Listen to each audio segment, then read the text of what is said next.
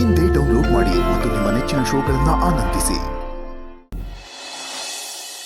Husband ಏನ್ರಿ ಕೂತ್ಕೊಳ್ಳಿ. ಯಾಕೆ?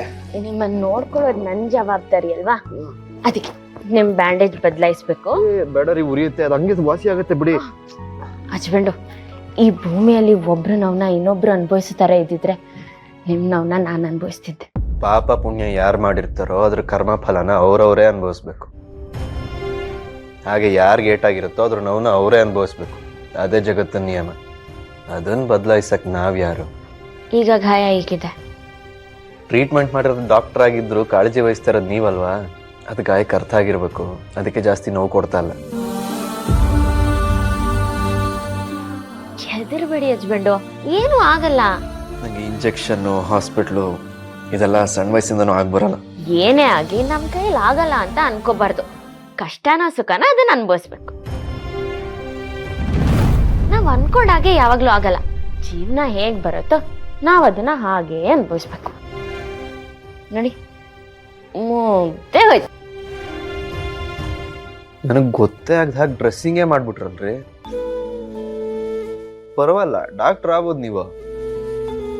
ಅಲ್ಲ ಹಸ್ಬೆಂಡು, ನೆನ್ನೆ ನರ್ಸ್ ಆಗ್ಬೋದು ಅಂದ್ರಿ, ಇವತ್ ಡಾಕ್ಟರ್ ಆಗ್ಬೋದು ಅಂತಿದ್ದೀರಾ. ನಾಳೆ ಏನಾಗ್ಬೋದು ಅಂತೀರಾ? ನಿಮ್ಮ ಕೈಗುಣ ಸೇಮ್ ನಮ್ಮ ಅಮ್ಮನ ಥರನೇ. ಅಮ್ಮನೂ ಅಷ್ಟೇ, ಬಿದ್ದು ಗಾಯ ಮಾಡ್ಕೊಂಡಾಗ ಔಷಧಿ ಹಚ್ಚಿ ಕಾಳಜಿ ಮಾಡ್ತಾಯಿದ್ರು.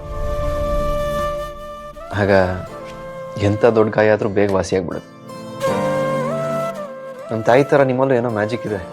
ಅವರಷ್ಟೇ ನೀವು ನನ್ನ ಪ್ರೀತಿ ಮಾಡ್ತೀರಾ.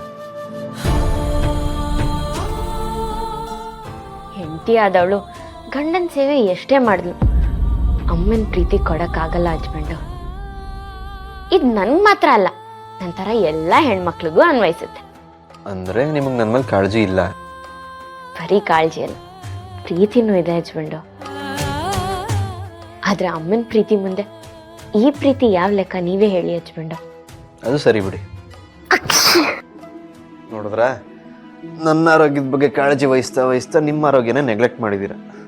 ಹಸ್ಬೆಂಡು, ಒಂದ್ಸಲ ಸೀನದಕ್ಕೆ ಹಿಂಗ್ ಆಡ್ತಿದ್ದೀರಾ ಅಲ್ವಾ? ಮನುಷ್ಯನ ಆರೋಗ್ಯನ ಹದಗೆಡ್ಸೋದ್ರಲ್ಲಿ ಶೀತಾನೇ ಮೊದಲನೇ ಸ್ಥಾನದಲ್ಲಿರೋದು. ಅದನ್ನ ನೆಗ್ಲೆಕ್ಟ್ ಮಾಡಬಾರ್ದು. ಆ ಬಾಕ್ಸ್ ತೆಗಿರಿ, ಸ್ವಲ್ಪ ಯಾಕೆ ತೆಗಿರಿ ಹೇಳ್ತೀನಿ.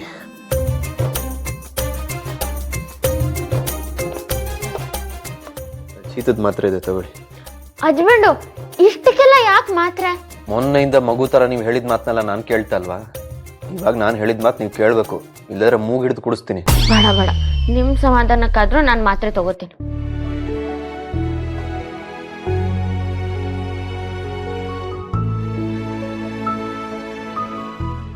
ಗುಡ್. ಕೆಲವು ಸರ್ತಿ ನಮ್ಗೆ ಇಷ್ಟ ಇಲ್ಲದೆ ಇದ್ರು ಇನ್ನೊಬ್ರಿಗೋಸ್ಕರನಾದ್ರೂ ನಾವು ಕೆಲವೊಂದು ಕೆಲಸಗಳನ್ನ ಮಾಡಬೇಕಾಗುತ್ತೆ. ಸರಿ, ತುಂಬ ಚಳಿದೆ, ಹೊತ್ಕೊಂಡು ಮಲಗಿ. ಒಂದು ನಿಮಿಷ ಬರ್ತೀನಿ.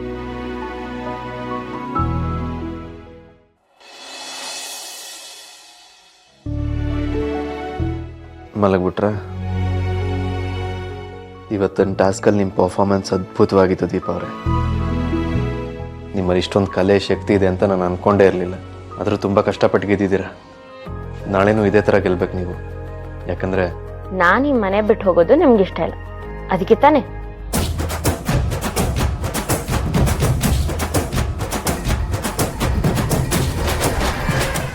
ಕಜ್ಬೆಂಡು ಸುಮ್ಮನಾಗೋದ್ರಿ. ಮಲಗಿದ್ರ ಅನ್ಕೊಂಡು ಮಾತಾಡಿದ್ರೆ ಎಚ್ಚರ ಇತ್ಕೊಂಡು ನನ್ನ ಮಾತೆಲ್ಲ ಕದ್ ಕೇಳಿಸ್ಕೊಂಡ್ರ ನೀವು? ಮಲ್ಗೆ ಇದ್ದೆ, ನೀವ್ ಯಾವಾಗ ಮಾತು ಶುರು ಮಾಡಿದ್ರೋ ಎಚ್ಚರ ಆಗೋಯ್ತು. ನಿಮ್ಮ ಮಾತು ಕೇಳಿ ತುಂಬಾ ಖುಷಿ ಆಯ್ತು ಹಸ್ಬೆಂಡು. ಸರಿ, ಕಷ್ಟಪಟ್ಟು ಗೆದ್ದಿದ್ದೀರಾ. ನಾನೇ ಜ್ಯೂಸ್ ಮಾಡ್ಕೊಂಡ್ ಬಂದಿದ್ದೀನಿ, ತಗೊಳ್ಳಿ, ಕುಡ್ದ್ಬಿಟ್ಟು ಮಲ್ಕೊಳ್ಳಿ.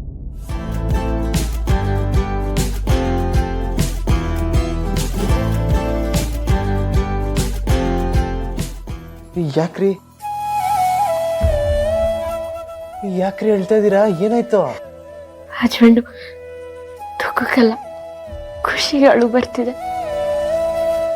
ಇವತ್ತು ನಾನು ಟಾಸ್ಕಲ್ಲಿ ಗೆಲ್ಬೇಕು ಅಂತ ಬೆಳಿಗ್ಗೆನೆ ದೇವ್ರ ಹತ್ರ ಬೇಡ್ಕೊಳಕ್ ಹೋದ್ರಿ. ಈಗ ನನಗೋಸ್ಕರ ಜ್ಯೂಸ್ ತಗೊಂಡು ಬಂದಿದ್ದೀರ. ನಿಮ್ಗೋಸ್ಕರ ನಾನು ಈ ಟಾಸ್ಕಲ್ಲಿ ಗೆದ್ದೇ ಗೆಲ್ತೀನಿ. ಆಯ್ತಾಯ್ತು, ಕುಡೀರಿ.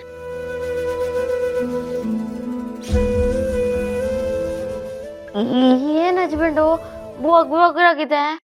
ಉಗ್ರೋಗ್ರಾಗಿದ್ಯಾ? ರುಚಿನೇ ಇಲ್ಲ. ಎಲ್ಲ ಸರಿಯಾಗಿ ಹಾಕಿದ್ದೀನಲ್ಲ. ಅಂದ್ರೆ ನಾನ್ ಸುಳ್ಳು ಹೇಳ್ತಿದ್ದೀನಾ? ತಗೊಳ್ಳಿ, ನೀವೇ ನೋಡಿ, ತಗೊಳ್ಳಿ.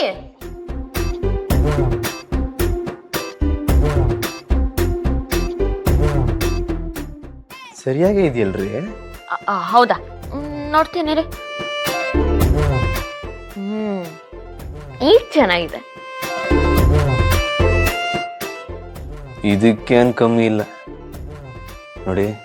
ಇವತ್ತು ಹೆಂಗೆ ಕಷ್ಟಪಟ್ಟು ಆಡಿ ಟಾಸ್ಕಲ್ಲಿ ಗೆದ್ರು, ನಾಳೆನೂ ಹಿಂಗೆ ಗೆಲ್ಬೇಕು. ಅಂದ್ರೆ ನನ್ ಕಷ್ಟ ಪಡೋದು ನಿಮ್ಗೆ ಇಷ್ಟನಾ? ರೀ, ಕಷ್ಟಪಟ್ಟು ಗೆಲ್ಲಿ ಅಂತ ಹೇಳಿದ್ದು. ಕಷ್ಟಪಡಿ ಅಂದಿದ್ ಮಾತ್ರ ಕೇಳಿಸ್ತಾ ನಿಮ್ಗೆ, ಗೆಲ್ಲಿ ಅಂದಿದ್ ಕೇಳಿಸ್ತಿಲ್ವಾ? ಅಯ್ಯೋ, ನಾಳೆದು ನಾಳೆನೆ ನೋಡ್ಕೊಳ್ಳೋಣ. ಮೊದಲು ಜ್ಯೂಸ್ ಕುಡಿತೀನಿ.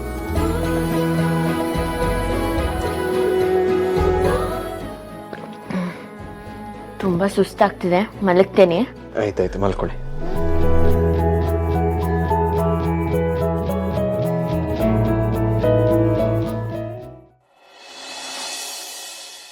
ಏನಮ್ಮ ತಿಂಡಿ ಇವತ್ತು? ಇಡ್ಲಿ ಸಾಂಬಾರ್ ಚಟ್ನಿ. ವಡೆನೂ ಇದೆ ತಾನೆ? ಅಯ್ಯೋ ಚಿಕ್ಕ ಮಾವ, ನಾನು ಇವತ್ತು ವಡೆ ಮಾಡಕ್ ಮರ್ತೋದೆ. ಇಡ್ಲಿ ಮಾತ್ರ, ಮುಂದಿನ ಸಲ ವಡೆನೂ ಮಾಡ್ತೀನಿ. ಸರಿ ಸರಿ ಸರಿ. ಏನು ಇವತ್ತು ತಿಂಡಿ ಇಡ್ಲಿನಾ? ಹೌದು ಮೇಡಮ್, ತಗೊಳ್ಳಿ. No no no no, I don't like idli.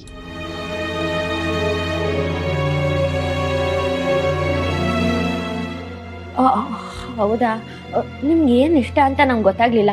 ಸಾಮಾನ್ಯವಾಗಿ ಎಲ್ರಿಗೂ ಇಡ್ಲಿ ಇಷ್ಟ ಆಗತ್ತಲ್ವಾ, ಅದಕ್ಕೆ ಮಾಡಿದೆ.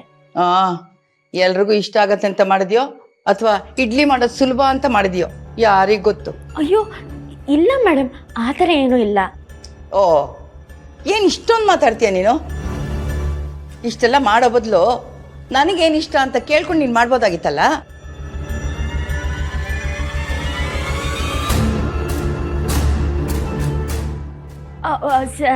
ಮೇಡಮ್ 10 ನಿಮಿಷ ಟೈಮ್ ಕೊಡಿ, ಉಪ್ಪಿಟ್ಟು ಮಾಡ್ಕೊಂಡು ತಗೊಂಡ್ ಬರ್ತೀನಿ. ಹೌದು, ನನ್ಗೆ ಉಪ್ಪಿಟ್ಟು ಇಷ್ಟ ಅಂತ ನಿನಗೆ ಹೇಗೆ ಗೊತ್ತು? ಅದಾ ಮೇಡಮ್, ಎಲ್ರಿಗೂ ಇಷ್ಟ ಆಗೋದು ನಿಮ್ಗೆ ಇಷ್ಟ ಇಲ್ಲ ಅಂದ್ರಲ್ವಾ, ಅದಕ್ಕೆ ಎಲ್ರಿಗೂ ಇಷ್ಟ ಆಗದಿರೋದು ನಿಮ್ಗೆ ಇಷ್ಟ ಆಗತ್ತೆ ಅಂತ ಅನ್ಕೊಡೆ. ಕರೆಕ್ಟಾಗಿ ಹೇಳ್ದೆ ಅಲ್ವಾ? ಸರಿ ಸರಿ, ನಾನು ಉಪ್ಪಿಟ್ಟು ಮಾಡ್ಕೊಂಡು ಬರ್ತೀನಿ. ಬಡಿಸ್ಬಿಡಿ ಅಕ್ಕ. ಏನ್ ಬಾಯ್ ಕಟ್ ಚಿಕ್ಕಿ, ಕನ್ಫ್ಯೂಸ್ ಆಯ್ತಾ? ಕನ್ಫ್ಯೂಷನಾ? ನನಗೆ ಯಾವ ಕನ್ಫ್ಯೂಷನೂ ಆಗಿಲ್ಲ. ಅದು ಹೇಗಪ್ಪ 10 ನಿಮಿಷದಲ್ಲಿ ಉಪ್ಪಿಟ್ಟು ಮಾಡ್ಕೊಂಡ್ ಬಂದ್ಬಿಡ್ತಾಳೆ ಇವಳು? ಅಜ್ಜಿ, ನೀವೇನು ಯೋಚನೆ ಮಾಡಬೇಡಿ.